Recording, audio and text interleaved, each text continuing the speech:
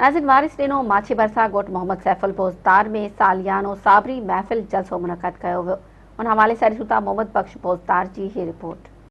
वारस ॾिनो माछी भरसा ॻोठ मोहम्मद सैफुल पोज़दार में सालियानो साबरी महफ़िल जलसो मुनक़िद कयो वियो।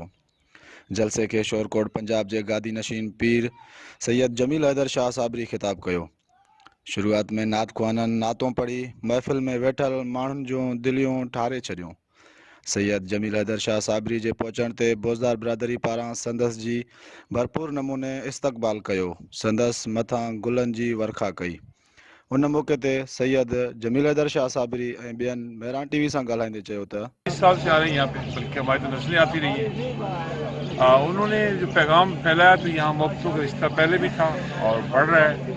हमारा सिलसिला चिश्तिया साबरी है और साबर बाग के पैगाम को निकलते हैं और यहाँ के पैगाम हमेशा ये रहा है कि इस्लाम के साथ साथ इंसानियत का पैगाम, इंसानियत से मोहब्बत का पैगाम, और इसके अलावा ये पैगाम के फ़िरकाबाजी, तफरकाबाजी, ये धड़ों में बढ़ जाना, हम मुसलमान बढ़ चुके हैं और हम निकले हैं जोड़ने के लिए।